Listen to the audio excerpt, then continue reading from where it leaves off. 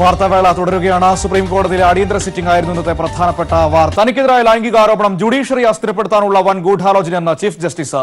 ആരോപണം ഉന്നയിച്ച സ്ത്രീക്ക് ക്രിമിനൽ പശ്ചാത്തലമെന്നും ക്രിമിനൽ കേസുള്ള ഒരാൾക്ക് ജുഡീഷ്യൽ സർവീസിലേക്ക് എങ്ങനെ കയറാനാകുമെന്നും ചീഫ് ജസ്റ്റിസ് ചോദിച്ചു. വിവരങ്ങളുമായി ശരത്ത് ചേരും. ശരത്തിലേക്ക് എത്താം. ഏതായാലും നാടകീയമായ രംഗങ്ങൾക്കാണ് ഇന്ന് സുപ്രീം കോടതി സാക്ഷ്യം വഹിച്ചത്. അടിയന്തരമായി സുപ്രീം കോടതി ചീഫ് ജസ്റ്റിസിന്റെ അധ്യക്ഷതയിലുള്ള ബെഞ്ചിന്റെ സിറ്റിംഗ് നടക്കുന്നു. അവധി ദിനമായ ഇന്ന് പ്രധാനമായും ചീഫ് ജസ്റ്റിസിനെതിരെ ഉയർന്ന ലൈംഗിക ആരോപണം തന്നെയായിരുന്നു ഈ സിറ്റിംഗിൽ ചർച്ചയായത്. വളരെ വികാരപരമായിട്ടാണ് ചീഫ് ജസ്റ്റിസ് പരാമർശം നടത്തിയത്. ഒപ്പം തന്നെ വളരെ സുപ്രധാനമായ പല പരാമർശങ്ങളും അദ്ദേഹത്തിന്റെ ഭാഗത്തു നിന്നുണ്ടായി. അതായത് ചീഫ് ജസ്റ്റിസിന്റെ ഓഫീസ് പ്രവർത്തിക്കരുതെന്ന് ചിലർ ആഗ്രഹിക്കുന്നുവെന്ന് അദ്ദേഹം പറഞ്ഞു. സാമ്പത്തികമായി തന്നെ അല്ലെങ്കിൽ പണം നൽകി തന്നെ കൊടുക്കാനാവില്ല, അതുകൊണ്ട് തന്നെ ഇത്തരത്തിലുള്ള ആരോപണങ്ങൾ ചിലർ ഉന്നയിക്കുന്നുവെന്ന് അദ്ദേഹം പറഞ്ഞു. ഏതായാലും തന്റെ മുന്നിലേക്ക് ഇനി വരാനുള്ളത് സുപ്രധാനമായ കേസുകളാണ്. ഇനിയുള്ള 7 മാസത്തിനുള്ളിൽ ആ കേസുകൾ തന്റെ മുന്നിലെത്തുന്ന കേസുകൾ പരിഗണിക്കുമെന്നും ഈ സ്ഥാനത്ത് നിന്ന് രാജിവെച്ചിറങ്ങിപ്പോകില്ല എന്നും അർത്ഥശങ്കയ്ക്കിടയില്ലാത്ത വിധം ചീഫ് ജസ്റ്റിസ് വ്യക്തമാക്കി. ഒപ്പം തന്നെ ഈ വിഷയത്തിൽ ഒരു ജുഡീഷ്യൽ ഉത്തരവ് ഇറക്കില്ല എന്നും അദ്ദേഹം പറയുകയുണ്ടായി. ഈ വാർത്ത പ്രസിദ്ധീകരിക്കണമോ എന്ന് മാധ്യമങ്ങൾക്ക് തീരുമാനിക്കാം, അതിലും ഇടപെടില്ല എന്ന് അദ്ദേഹം വളരെ ഇത്തരത്തിൽ ഒരു വൈകാരികമായ സാഹചര്യങ്ങൾക്കിടയിലും തനിക്കെതിരെ ഒരു ആരോപണം ഉയർന്ന സാഹചര്യങ്ങൾക്കിടയിലും അദ്ദേഹം കൃത്യമായ രീതിയിൽ പറയുകയുണ്ടായി. അങ്ങനെ വളരെ സുപ്രധാനമായ നിമിഷങ്ങൾക്കായിരുന്നു ഇന്ന് 11 മണിയോടെ സുപ്രീം കോടതിയുടെ 1-ാം നമ്പർ കോടതി, അതായത് ചീഫ് ജസ്റ്റിസിന്റെ കോടതി സാക്ഷ്യം വഹിച്ചത്. സോളിസിറ്റർ ജനറൽ അടക്കമുള്ളവരുടെ, അതായത് സോളിസിറ്റർ ജനറൽ ഈ വിഷയം കോടതിയിൽ പരാമർശിക്കുന്നു. തുടർന്ന് അദ്ദേഹം ചീഫ് ജസ്റ്റിസ് വളരെ വിശദമായ രീതിയിൽ കൃത്യമായ രീതിയിൽ കുറിക്കൊള്ളുന്ന രീതിയിൽ ഇതിന് മറുപടി പറയുന്നതും നമുക്ക് കണ്ടു. ജുഡീഷ്യറിക്ക് പിന്നാമ്പുറത്ത് നടക്കുന്ന അവിഹിതമായ പല കാര്യങ്ങളെക്കുറിച്ചും ഉള്ള സൂചനകൾ നൽകുന്നത് കൂടിയായിരുന്നു അദ്ദേഹത്തിന്റെ വാക്കുകൾ എന്നത് ശ്രദ്ധേയമാണ്. അത് തന്നെയാണ് പറയുന്നത്. ചീഫ് ജസ്റ്റിസിന്റെ ഓഫീസ് പ്രവർത്തിക്കരുതെന്ന് ചിലർ ആഗ്രഹിക്കുന്നു, പണം നൽകി തന്നെ വിലയ്ക്ക് വാങ്ങാനാവില്ല, അതുകൊണ്ട് തന്നെ ഇത്തരത്തിലുള്ള ആരോപണങ്ങൾ ഉന്നയിക്കുന്നുവെന്നും അദ്ദേഹം പറയുന്നു. ഒപ്പം ഈ പരാതി നൽകിയ ആളെക്കുറിച്ചും സ്ത്രീയെക്കുറിച്ചും അദ്ദേഹം പറയുകയുണ്ടായി. ക്രിമിനൽ പശ്ചാത്തലമുള്ളതാണ് അവർ. അങ്ങനെ ക്രിമിനൽ പശ്ചാത്തലമുള്ള ഒരാൾക്ക് എങ്ങനെ ജുഡീഷ്യൽ സർവീസിലേക്ക് കടന്നു വരാൻ സാധിക്കുമെന്നും ചീഫ് ജസ്റ്റിസ് ചോദിച്ചു. മാത്രമല്ല ഈ ഘട്ടത്തിൽ ഇതിലൊരു ജുഡീഷ്യൽ ഉത്തരവ് ഇറക്കില്ല എന്ന് അർത്ഥശങ്കയ്ക്ക് ഇടയില്ലാത്ത വിധം ചീഫ് ജസ്റ്റിസ് വ്യക്തമാക്കുന്നതും നമ്മൾ കണ്ടതാണ്. അങ്ങനെ അതിന്റെ എല്ലാവിധ തലങ്ങളെയും പരാമർശിച്ചുകൊണ്ട് തന്നെയായിരുന്നു ചീഫ് ജസ്റ്റിസ് അധ്യക്ഷനായ ബെഞ്ച് ഇന്ന് അടിയന്തര സിറ്റിംഗ് നടത്തി ഈ വിഷയത്തിൽ പരാമർശങ്ങൾ നടത്തിയത്. ഈ പരാമർശങ്ങൾക്കിടയിലാണ് വളരെ നിർണായകമായ കാര്യങ്ങൾ ചീഫ് ജസ്റ്റിസ് രഞ്ജൻ ഗൊഗോയി പറയുന്നത് നമ്മൾ കേട്ടത്. മറ്റൊരു വാർത്തയിലേക്ക് പോകാം. കൊല്ലം പാർലമെന്റ് മണ്ഡലം UDF സ്ഥാനാർത്ഥി NK പ്രേമചന്ദ്രനെതിരെ ഗുരുതര ആരോപണവുമായി CPIM പോളിറ്റ് ബ്യൂറോ അംഗം MA ബേബി രംഗത്ത്. പ്രേമചന്ദ്രന്റെ RSS ബന്ധം വെളിപ്പെടുത്തുന്ന തെളിവുകളാണ് MA ബേബി പുറത്തുവിട്ടത്. എറണാകുളം മണ്ഡലത്തിലെ BJP സ്ഥാനാർത്ഥി അൽഫോൺസ് കണ്ണന്താനത്തിനും കൊല്ലത്തെ UDF സ്ഥാനാർത്ഥി NK പ്രേമചന്ദ്രനും സമൂഹ മാധ്യമമായ ഫേസ്ബുക്കിലൂടെ പണം നൽകി പ്രചരണം നടത്തുന്നത് ഒരേ വ്യക്തിയാണെന്ന് MA ബേബി ആരോപിച്ചു. BJP സ്ഥാനാർത്ഥി അൽഫോൺസ് കണ്ണന്താനത്തിനും UDF സ്ഥാനാർത്ഥി NK പ്രേമചന്ദ്രനും സമൂഹ മാധ്യമമായ ഫേസ്ബുക്കിലൂടെ പണം മുടക്കി പ്രചരണം നടത്തുന്നത് ഒരേ ആൾ തന്നെയാണെന്ന് MA ബേബി വെളിപ്പെടുത്തി. കണ്ണന്താനത്തിന്റെയും പ്രേമചന്ദ്രന്റെയും ഫേസ്ബുക്ക് പേജുകൾക്ക് പ്രൊമോഷൻ നൽകുന്നത് ലക്ഷ്മി ആർ ഷേണായി എന്ന സ്ത്രീയാണെന്നും ഇവരുടെ ഫേസ്ബുക്ക് പേജുകളുടെ ഏകോപനവും പണം മുടക്കുന്നതും ഈ സ്ത്രീ തന്നെയാണെന്ന് വ്യക്തമായതായും ഫേസ്ബുക്ക് സ്ക്രീൻഷോട്ട് തെളിവായി നൽകിക്കൊണ്ട് MA ബേബി പറഞ്ഞു. കേവലം യാദൃച്ഛികമായിട്ടല്ല, അവിടെ ഒരു സ്വാധീനം കിടക്കട്ടെ. എങ്ങനെയാണ് കാര്യങ്ങൾ തിരിഞ്ഞു മറിഞ്ഞ് വരുന്നതെന്ന് അറിയാൻ പറ്റില്ലല്ലോ. അപ്പൊ അവിടെ ഒരു പിടി വേണം. അതിനെന്താണ് തെളിവ്? കേരളത്തിലെ BJPയുടെ ലോക്സഭാ സ്ഥാനാർത്ഥിയായ കേന്ദ്രമന്ത്രി അൽഫോൺസ് കണ്ണന്താനത്തിന്റെ സാമൂഹ്യ മാധ്യമ പ്രവർത്തനങ്ങൾ സ്പോൺസർ ചെയ്തിട്ടുള്ള അൽഫോൺസ് കണ്ണന്താനത്തിന്റെ സാമൂഹ്യ മാധ്യമ പ്രവർത്തനങ്ങളെല്ലാം ഏകോപിപ്പിക്കുകയും അതിനെ ഫണ്ട് ചെയ്യുകയും ചെയ്യുന്ന ലക്ഷ്മി ആർ ഷേണോയ് തന്നെയാണ് കൊല്ലത്തെ UDF സ്ഥാനാർത്ഥി NK പ്രേമചന്ദ്രന്റെ സാമൂഹ്യ മാധ്യമങ്ങളുടെ ഏകോപനവും ഫണ്ടിങ്ങും നടത്തിക്കൊണ്ടിരിക്കുന്നത്. അതിന്റെ തെളിവാണ് ഒരു സുഹൃത്ത് എനിക്ക് അയച്ചു തന്നപ്പോൾ വെളിപ്പെട്ടത്. കൊച്ചി കേന്ദ്രമായി പ്രവർത്തിക്കുന്ന സ്വകാര്യ പരസ്യ ഏജൻസിയുടെ ഉടമയാണ് ഇവർ. പരസ്യ ഏജൻസി ആണെങ്കിൽ പോലും വ്യത്യസ്ത നിലപാടുള്ള രാഷ്ട്രീയ സംഘടനകളുടെ പ്രചാരണം ഒരേ ഏജൻസി തന്നെ ഏറ്റെടുക്കാറില്ല. അഥവാ അങ്ങനെ ഏറ്റെടുത്താൽ തന്നെ രഹസ്യമായി വ്യത്യസ്ത അക്കൗണ്ട് വഴിയായിരിക്കും പണമിടപാടുകൾ നടത്തുന്നത്. എന്നാൽ ലക്ഷ്മി ആർ ഷേണായി എന്ന വ്യക്തിയുടെ അക്കൗണ്ട് വഴിയാണ് ഇരുവരുടെയും പ്രചരണത്തിനായി ഫേസ്ബുക്കിന് പണം നൽകിയിരിക്കുന്നത്. ഇവരുടെ ഫേസ്ബുക്ക് പരിശോധിച്ചാൽ ഇവരുടെ സംഘപരിവാർ ബന്ധം വ്യക്തമാകുമെന്നും MA ബേബി ചൂണ്ടിക്കാട്ടി. രാജ്കുമാർ, ന്യൂസ് ബ്യൂറോ, കൊല്ലം. വോട്ടുമറിക്കൽ ആരോപണ വിവാദത്തിൽ കൊല്ലത്തെ ബി.ജെ.പിയിൽ പ്രതിസന്ധി രൂക്ഷം. വിഷയം ചർച്ച ചെയ്യാൻ വിളിച്ച ബി.ജെ.പിയുടെ തെരഞ്ഞെടുപ്പ് കമ്മിറ്റി യോഗം ഭൂരിഭാഗം നേതാക്കളും ബഹിഷ്കരിച്ചു. അതേസമയം വോട്ട് കച്ചവടത്തിൽ പ്രതിരോധത്തിലായ ബി.ജെ.പിയും യു.ഡി.എഫും ഉന്നയിച്ച വിശദീകരണത്തിനും സാമ്യം. തെരഞ്ഞെടുപ്പ് പ്രചരണം ആരംഭിച്ചപ്പോൾ തന്നെ ഇടതുമുന്നണി ഉന്നയിച്ച സംഘിബന്ധം നേരാണെന്നതിന്റെ തെളിവുകളാണ് ഇപ്പോൾ പുറത്തു വന്നുകൊണ്ടിരിക്കുന്നതെന്ന് തോമസ് ഐസക് പറഞ്ഞു. പ്രേമേന്ദ്രൻ ഇവിടെ ബി.ജെ.പിയിൽ ഒരു വിഭാഗവുമായിട്ട് കുറച്ചധികം നാളായി ചെയ്തുകൊണ്ടിരുന്ന ഒരു രഹസ്യ ഇടപാടിൻ്റെ അവസാനത്തിൽ വോട്ട് പിടിക്കാനല്ല വോട്ട് മറിക്കാൻ പറ്റുന്നൊരു സ്ഥാനാർത്ഥിയെ ഇവിടത്തേക്ക് ബി.ജെ.പി നേതാക്കളുടെ തലയുടെ മുകളിൽ കൂടി ഇവിടെ വെട്ടിയേൽപ്പിക്കുകയാണ് ചെയ്തത്. ഇതിൻ്റെ തെളിവുകൾ, ഇങ്ങനൊരു രഹസ്യ ഇടപാടുണ്ട് എന്നുള്ള തെളിവുകൾ ഞങ്ങൾ പലവട്ടം പത്രസമ്മേളനങ്ങളിലും മറ്റ് പ്രസംഗങ്ങളിലും എല്ലാം വെളിവാക്കിയിട്ടുള്ളതാണ്. എന്നാൽ ബി.ജെ.പി വോട്ട് മറിക്കുന്നുവെന്ന ആരോപണം ഉന്നയിച്ച ബി.ജെ.പി നേതാക്കളെക്കുറിച്ച് ബി.ജെ.പി പറയേണ്ട കാര്യങ്ങൾ യു.ഡി.എഫ് പറഞ്ഞത് ദുരൂഹത സൃഷ്ടിച്ചു.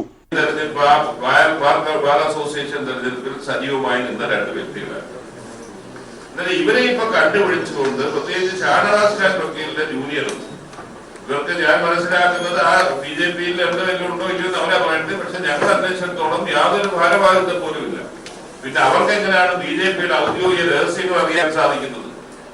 ഇത് CPM-നെ സംബന്ധിച്ചിടത്തോളം അവരുടെ ഏറ്റവും ഇലപൊഴിഞ്ഞ ശിശിരം പോലെയാണ് ആരോപണം ഉന്നയിച്ച ബി.ജെ.പി നേതാക്കളെന്ന് ബി.ജെ.പി സ്ഥാനാർത്ഥി KV സാബു പറഞ്ഞു.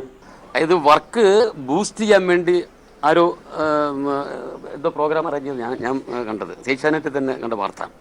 ഞാൻ ആ രണ്ടുപേരെ അറിയില്ല. കാരണം അവർ എനിക്ക് തോന്നുന്നു 3-4 കൊല്ലം മുമ്പ് പാർട്ടി ഉണ്ടായിരുന്ന ആളാണ്. അവർ ഈ ഇല കൊഴിഞ്ഞു പോകുന്ന പോലെ പ്രവർത്തനരഹിതമായി അവർ കൊഴിഞ്ഞുപോയ ആളുകളാണ്. ആക്ഷേപം ഉന്നയിച്ചവർ പാർട്ടി പ്രവർത്തകരാണെന്നും അവരുടെ പരാതി പരിശോധിക്കുമെന്നും ബി.ജെ.പി ജില്ലാ നേതൃത്വം വ്യക്തമാക്കി. കൈരളി ന്യൂസ്, കൊല്ലം. കൊല്ലത്തെ ബി.ജെ.പി സ്ഥാനാർത്ഥി KV സാബു പ്രധാനമന്ത്രിയുടെ തിരുവനന്തപുരത്തെ പൊതുയോഗത്തിൽ നിന്ന് വിട്ടുനിന്നു. പ്രധാനമന്ത്രിയുടെ യോഗത്തിലേക്ക് അഡ്വക്കേറ്റ് KV സാബുവിന് ക്ഷണമുണ്ടായിട്ടും പോയില്ല. എന്നാൽ തിരുവനന്തപുരം സ്ഥാനാർത്ഥികൾ മോദിയുടെ യോഗത്തിനെത്തി. പ്രധാനമന്ത്രിയുടെ യോഗത്തിൽ നിന്ന് കൊല്ലത്തെ ബി.ജെ.പി സ്ഥാനാർത്ഥി വിട്ടുനിന്നത് വോട്ട് മറിക്കാനാണെന്ന് സംശയം. ബി.ജെ.പിയുടെ താരപ്രചാരകനായ പ്രധാനമന്ത്രിയുടെ യോഗത്തിലേക്ക് കൊല്ലം, ആറ്റിങ്ങൽ, തിരുവനന്തപുരം മണ്ഡലത്തിലെ സ്ഥാനാർത്ഥികൾക്ക് ക്ഷണമുണ്ടായിരുന്നു. എന്നാൽ കൊല്ലത്തെ ബി.ജെ.പി സ്ഥാനാർത്ഥി അഡ്വക്കേറ്റ് KV സാബു ഒഴികെയുള്ള എല്ലാവരും പ്രധാനമന്ത്രിയുടെ യോഗത്തിനെത്തി. കൊല്ലത്തെ UDF സ്ഥാനാർത്ഥിക്ക് വേണ്ടി ബി.ജെ.പി വോട്ട് മറിക്കുകയാണ് എന്ന ആക്ഷേപം സജീവമായിരിക്കുന്ന സാഹചര്യത്തിലാണ് അഡ്വക്കേറ്റ് KV സാബു പ്രധാനമന്ത്രിയുടെ പൊതുയോഗത്തിൽ നിന്നും വിട്ടുനിന്നത് പൊതുസമൂഹത്തിൽ ചർച്ചയാവുന്നത്. ഇരവൂരം മണ്ഡലത്തിലെ പര്യടനത്തിന്റെ പേര് പറഞ്ഞാണ് ബി.ജെ.പി സ്ഥാനാർത്ഥി KV സാബു വിട്ടുനിന്നത്. എന്നാൽ മണ്ഡല പര്യടനം വെട്ടിച്ചുരുക്കി ശോഭാ സുരേന്ദ്രനും കുമ്മനവും പ്രധാനമന്ത്രിയുടെ യോഗത്തിനെത്തി. ഉത്തരവാദിത്തപ്പെട്ട നേതാക്കളെ അറിയിച്ച ശേഷമാണ് വിട്ടുനിന്നതെന്നാണ് സാബു നൽകുന്ന വിശദീകരണം. കൊല്ലത്ത് ബി.ജെ.പി UDF-ന് വേണ്ടി വോട്ട് വിൽക്കാൻ പോകുന്നു എന്ന ആക്ഷേപം ബി.ജെ.പിയിൽ തന്നെ സജീവമായ പശ്ചാത്തലത്തിലാണ് വിട്ടുനിൽക്കലെന്നതും ശ്രദ്ധേയം. News bureau, Thiruvananthapuram. UDF-നെയും രാഹുലിനെയും ഞെട്ടിക്കാൻ NDA നീക്കം. NDA അധികാരത്തിലെത്തിയാൽ ജോസ് കെ മാണിക്ക് കേന്ദ്ര ക്യാബിനറ്റ് മന്ത്രി സ്ഥാനം വാഗ്ദാനം. ഇടനിലക്കാരനായി PC തോമസ്. ബി.ജെ.പി ലക്ഷ്യമിടുന്നത് മധ്യ തിരുവിതാംകൂറിലെ പരമ്പരാഗത ന്യൂനപക്ഷ വോട്ട് ബാങ്ക്. കേരള കോൺഗ്രസിലെ മാണി വിഭാഗത്തെ ഒപ്പം കൂട്ടി മധ്യ തിരുവിതാംകൂറിൽ മുന്നേറ്റം നടത്താനാണ് ബി.ജെ.പി ലക്ഷ്യം. സഖ്യം യാഥാർത്ഥ്യമായാൽ രാഹുൽ ഗാന്ധിയെ മുന്നിൽ നിർത്തി കോൺഗ്രസ് നടത്തുന്ന നീക്കങ്ങൾ പൊളിയും. ഒപ്പം ബി.ജെ.പിക്ക് മധ്യ തിരുവിതാംകൂറിലെ ന്യൂനപക്ഷ വോട്ടുകളിലേക്ക് കടന്നു ചെല്ലാൻ കഴിയുമെന്നും NDA നേതൃത്വം വിലയിരുത്തുന്നു. PC തോമസിനെ മധ്യസ്ഥനാക്കിയാണ് NDAയുടെ കരുനീക്കം. മാണി സാറിന്റെ മകനെ മുന്നേ നിർത്താൻ എനിക്ക് സന്തോഷമേ ഉള്ളൂ. അധികാരത്തിൻ്റെതായിട്ടുള്ള വെല്ലുവിളി ഞങ്ങളുടെ ഇടയിൽ വരത്തില്ല എന്നുള്ളതാണ് എൻ്റെ ബോധ്യം. യോജിപ്പിന് വേണ്ടി ഞാൻ എന്ത് ത്യാഗവും ചെയ്യാൻ തയ്യാറാണ്. മാണി സാറിന്റെ ആ രീതിയിലുള്ള അഭിലാഷം പൂർത്തീകരിക്കുവാനായിട്ട്, അല്ലെങ്കിൽ കുറച്ചുകൂടി പ്രായോഗികമാക്കാനായിട്ട് അതായിരിക്കും നല്ലത്. മാണിയുടെ അസാന്നിധ്യത്തിൽ UDF-ൽ ഒറ്റപ്പെട്ട അവസ്ഥയിലാണ് Jose K Mani. Party chairman സ്ഥാനത്തെ ചൊല്ലി ഉണ്ടാവാനിടയുള്ള തർക്കങ്ങളും PJ ജോസഫിന് സഭാ നേതൃത്വത്തിൽ നിന്നുള്ള പിന്തുണയും ജോസ് കെ മാണിയെ അസ്വസ്ഥനാക്കുകയാണ്. KM മാണിയുടെ അസാന്നിധ്യത്തിൽ UDF-ൽ PJ ജോസഫിന് പ്രമുഖ സ്ഥാനം നൽകുമ്പോൾ അധികാരമില്ലാതെ പിടിച്ചു നിൽക്കാനാവില്ലെന്ന തിരിച്ചറിവ് ജോസ് കെ മാണിക്കുണ്ട്. അത് മുതലെടുക്കാനാണ് NDA നീക്കം. TP Prashanth, Kairali news, Kottayam. വാർത്തകളിലേക്ക്. മൂന്നാം ഘട്ട തെരഞ്ഞെടുപ്പ് പരസ്യ പ്രചാരണം അവസാനിക്കാൻ ഒരു ദിവസം ബാക്കി നിൽക്കെ പ്രചാരണം ശക്തമാക്കി പാർട്ടികൾ. കേരളം ഉൾപ്പെടെയുള്ള 13 സംസ്ഥാനങ്ങളിലും 2 കേന്ദ്രഭരണ പ്രദേശങ്ങളിലുമാണ് തെരഞ്ഞെടുപ്പ്. മൂന്നാം ഘട്ട തെരഞ്ഞെടുപ്പ് കഴിയുന്നതോടെ 17 സംസ്ഥാനങ്ങളിൽ തെരഞ്ഞെടുപ്പ് പൂർത്തിയാകും.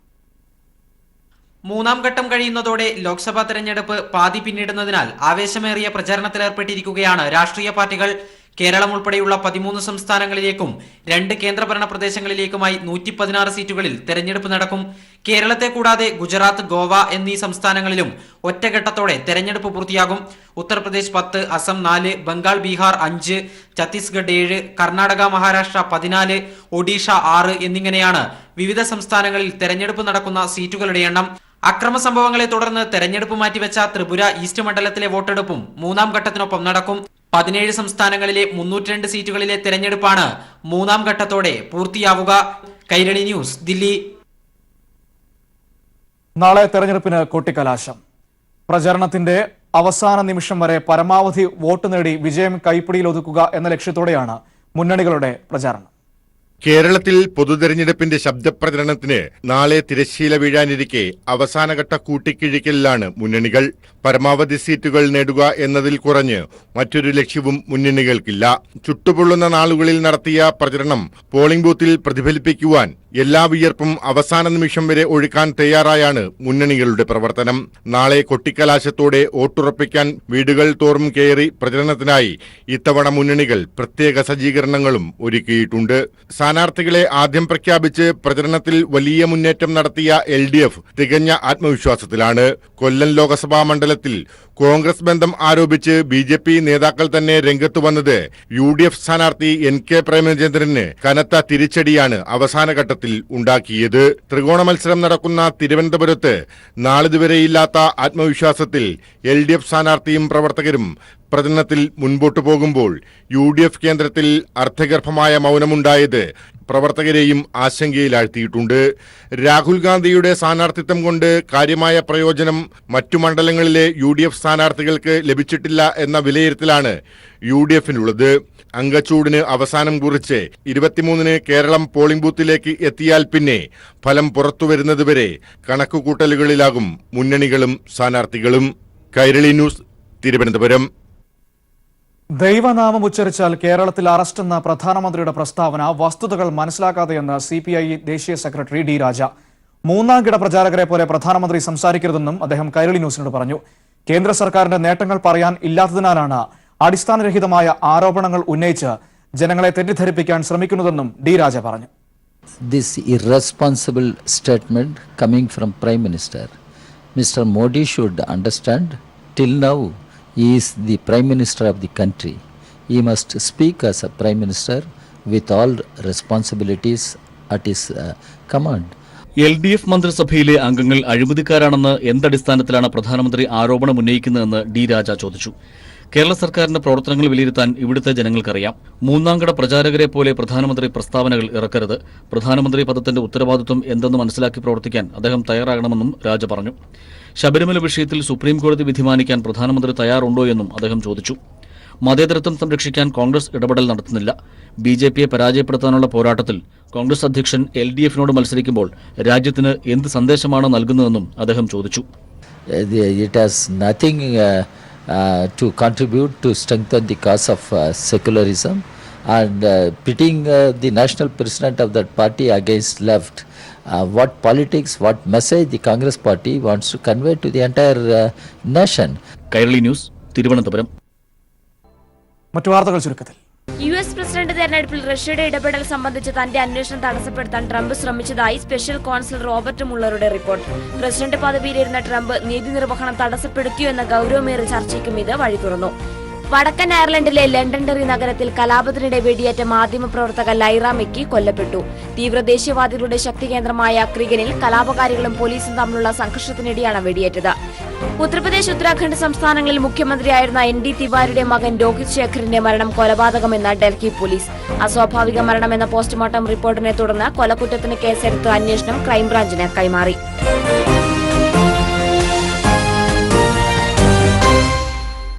വാർത്തകൾ കഴിഞ്ഞു. നമസ്കാരം.